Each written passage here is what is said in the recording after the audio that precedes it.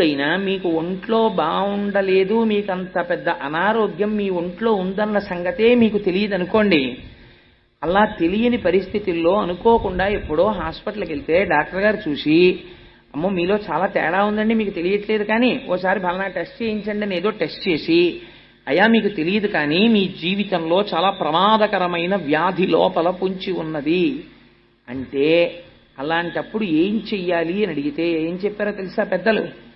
అలాంటి వాళ్ళు మండలం రోజులు దీక్షగా హనుమ చుట్టూ వక్కలతో కాని పువ్వులతో కాని ప్రదక్షిణం చేసి, ఆ ప్రదక్షిణం చేసేటప్పుడు ఒక ప్రత్యేకమైనటువంటి మంత్రం ఉంది. ఆంజనేయం మహావీరం అని స్వామిని పిలవాలి.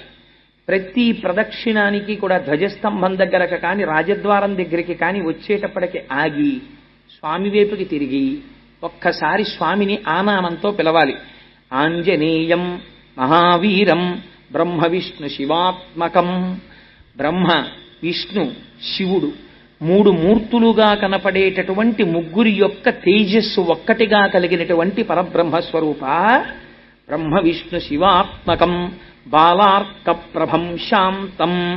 బాలసూర్యుడు ఎలా ఉంటాడో అటువంటి కాంతితో వెలిగిపోయేటటువంటి స్వరూపమున్నవాడా, పరమ శాంత స్వరూపమైనటువంటి వాడా, బాలార్క ప్రభం శాంతం రామదూతం నమామ్యహం. ఓ రామదూత నమస్కరించుతున్నాను అని ధ్వజస్తంభం దగ్గర కాని రాజద్వారం దగ్గర కాని నిలబడి నమస్కరిస్తూ 108 మాటలు తిరిగితే మండలం రోజులు ఎటువంటి అనారోగ్యమునకైనా సరే ఏదో ఒక మార్గము దొరికి వాడి ఆయుర్దాయము పొడిగింపబడుతుంది. అంత గొప్ప స్వరూపము హనుమ యొక్క స్వరూపం.